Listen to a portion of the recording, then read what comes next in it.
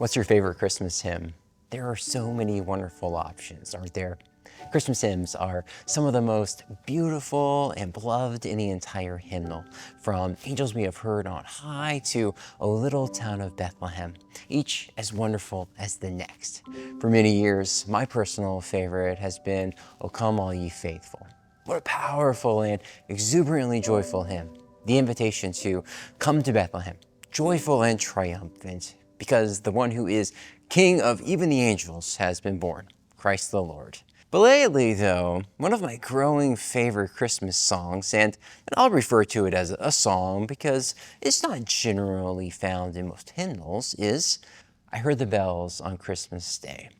The song was originally written as a poem named Christmas Bells.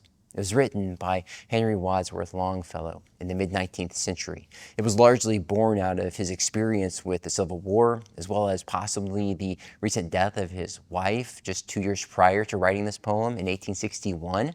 While most versions of this song have 4 stanzas, the original poem has 7. The sung versions generally include stanzas 1 through 2 and 6 through 7. And when you read the poem, it's easy to see why. The middle 3 stanzas focus their attention in rather specific ways on the effects of the Civil War upon the world and the church. The beauty in this song and poem is its movement from positive to negative to a positive resolution.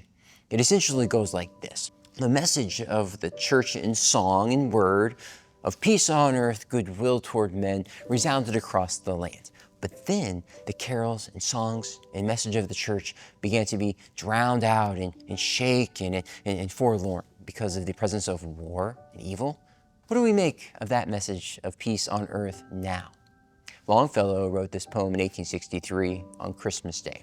Though, of course, the troubles that shake our peace are sure to be different than those of Longfellow's. Nevertheless, his words, they resonate with me.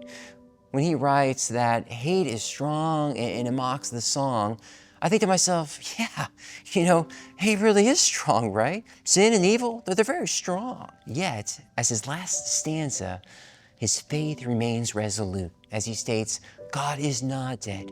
In other words, God is still in control. He's still at work. He's still working out his plan of salvation and restoration.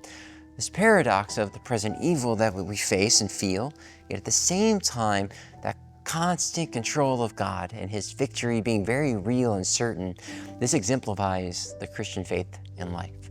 Each day, to one degree or another, we run up against the experience of pain and sin and evil, but at the same time, God reigns. His love and forgiveness are yours. You have hope in this promise, in all his promises of life and salvation. Think with me about this. If you were to write a poem like this today, what would be the situation that you think such words would be born out of for you? What would be the situation in life that would motivate a poem like that for you? Loss? Heartache? Injustice? Failure? The list could easily go on. The biblical writers, they write like Longfellow. Or better yet, Longfellow writes like the biblical authors. They recognize and express with heartfelt cries their experiences of pain in the world, but they do so in faith, never losing sight of who our God is and what he promises to us. Look, for instance, at Psalm 55. David says the following about his situation. My heart is in anguish within me. The terrors of death have fallen upon me. Fear and trembling come upon me, and horror overwhelms me. David vividly expresses a time when he was in great pain, and even the fear of death were attempting to overpower him. But as the psalm progresses, note how his pain and heartache give way in the end to the voice of faith. But I call to God, and the Lord will save me. Evening and morning and at noon I utter my complaint and moan, and he hears my voice. He redeems my soul in safety from the battle that I wage. And there it is. Yes, David experiences great pain and internal turmoil because of his situation. Nevertheless, he trusts God's promises to him. He is sure, in other words, he has faith that God hears him and is his Savior and Redeemer despite his situation.